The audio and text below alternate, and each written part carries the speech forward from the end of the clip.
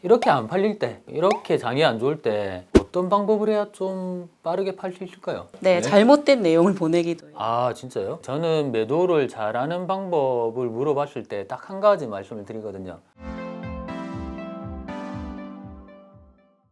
안녕하세요, MJ입니다. 안녕하세요, 서수정입니다.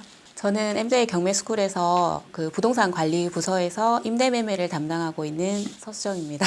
어떻게 보면 굉장히 중요한 담당 보직인데 지금 너무 부동산 경기가 안 좋아서 임대나 매매가 너무 안 된단 말이에요. 네, 힘들어요.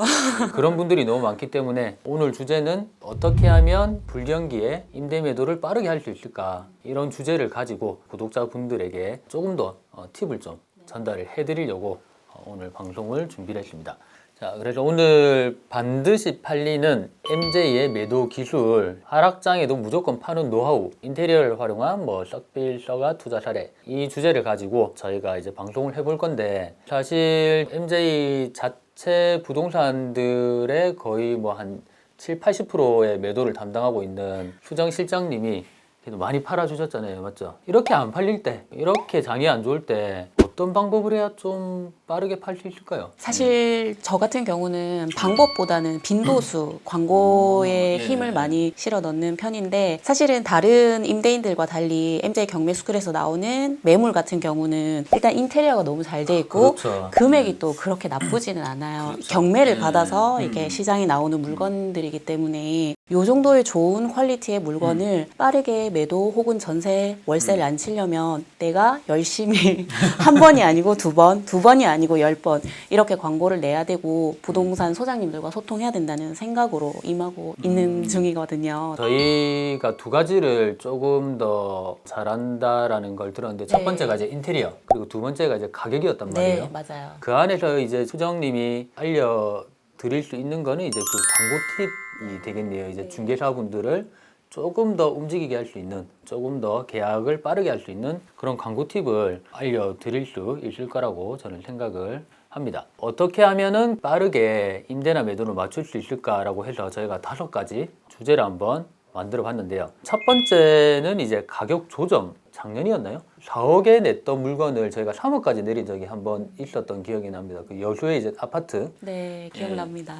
하락장 초입에 들어갔다가 이제 그걸 빨리 못 팔아서 하락장 말까지 계속 끌었는데 그게 이제 1억까지 가격이 내려갔던 기억이 나는데, 근데 또 팔았잖아요. 그렇게 가격 조정을 하면서 파는 부분이 굉장히 크다라는 생각을 하거든요. 다들 2억에 낼 때 나는 1억 5천에 낼게. 네, 훨씬 메리트 있죠. 그렇죠. 네. 그래서 이런 부분을 생각을 했을 때 투자자 입장에서는 딴 사람들은 전부 2억에 샀다라고 가정을 해봤을 때 저는 1억에 이 물건을 사버리면 빨리 빠져나갈 수 있겠다, 이런 생각을 되게 많이 했어요. 그래서 가격 조정은 아무래도 처음에 진입을 할 때 싸게 받아버리면 팔 때도 내가 가격을 어느 정도 많이 조정을 해줄 수 있는데, 그렇게 가격 조정이 안 될 때는 어떻게 해야 될까요? 가격 조정이 안 된다라는 건 사실 없죠. 이 시장에서 얼만큼 내가 수익을 창출할 수 있는지, 손해를 어느 정도 감수할 수 있는지. 손해를 봐야 되니까. 네. 손해를 보기 싫어한단 말이에요, 다들. 그렇죠. 근데 어떻게 보면 시간도 돈이기 때문에 그렇죠. 그거에 대한 생각을 좀 현명하게 하실 필요는 있으세요. 근데 저희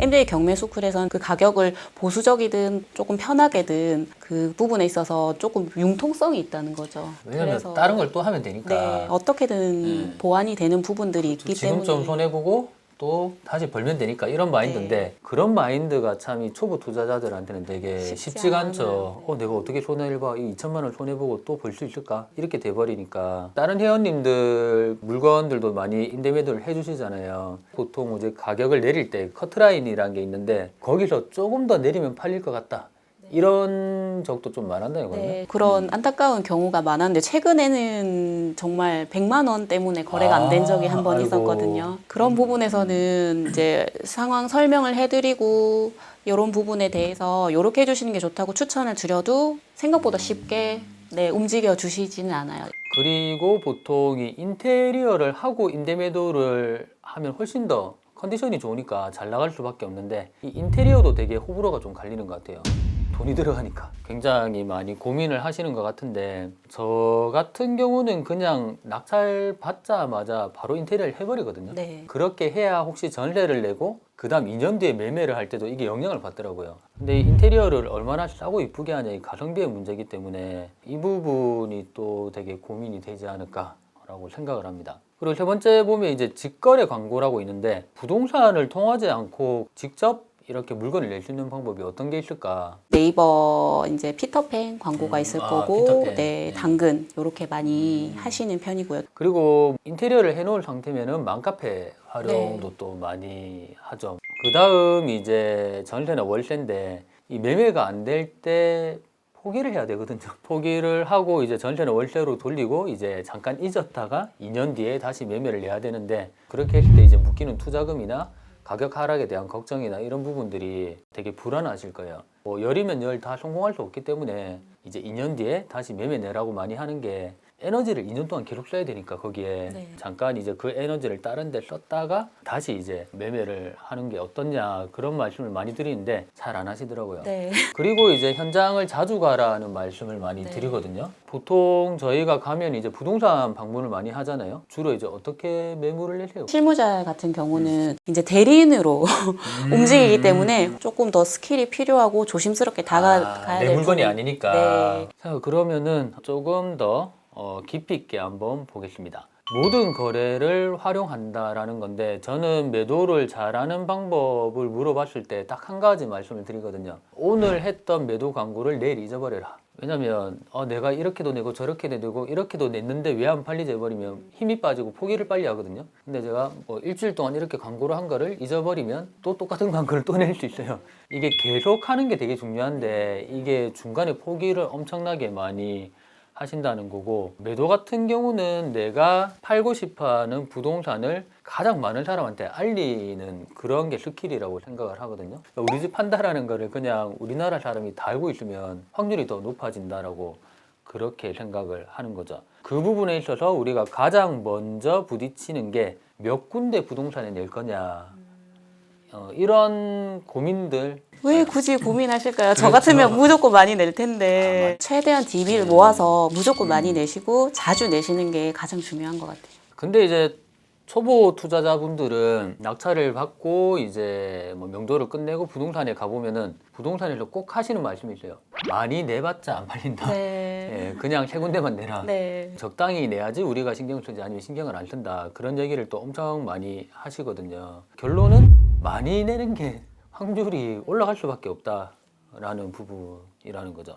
그러면 보통 저희가 내는 게 평형대, 방향, 그리고 현재 공실 여부, 구조, 그리고 가격. 저는 조금 더 간결하게 보낼 때도 더 많은데 간결하게.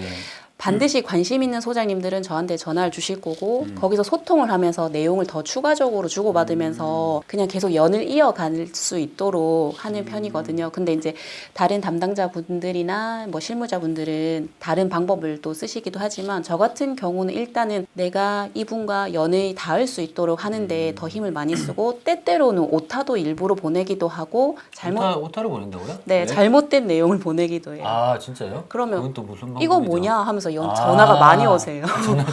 전화를 받기 위해 오타를 보낸다. 네, 일부러 그럴 때도 또 있어요. 네. 처음 들어보는 신박한 기술이군요. 문자만 보내고 기다릴 순 없어요. 문자를 보내고 제가 전화를 드리는 네. 것도 귀찮게 하는 맞아, 거일 맞아, 수도 맞아. 있어서 역효과가 날 때도 있고. 그래서 문자는 최대한 간결하고 알아보실 수 있게, 그리고 최대한 많은 부동산에 보내는 게 조금 더 결과가 빨리 일어날 수 있다. 그런 말씀을 이제 드릴 수 있고요. 그 다음 이제 저희 맘카페. 남자 투자자분들이 불리한 게 남자분들이 가입이 안 돼요, 맘카페. 맘카페 같은 경우는 보통 이제 어떤 방법으로 많이 올리시나요? 남자분들이 좀 가입하는 것 자체가 막아져 있기 때문에 진입하기는 쉽진 네. 않고, 등업을 하는 조건이 굉장히 까다로워서 인식을 해야 인풋이 되고. 많이 들어가는 플랫폼이긴 한데, 그래도 파급력이 크고 입소문도 잘 되는 편이라서 효과는 큰 플랫폼입니다. 그 다음 이제 피터팬, 다방, 직방, 당근인데, 특히 이제 당근 하시는 거 보면 이 매매보다는 전월세가 잘 나간다는 네. 느낌을 되게 많이 받았거든요. 맞아요. 그 중고라는 키워드잖아요. 당근은 그래서 좀 저렴한 거, 큰 비용이 들지 않고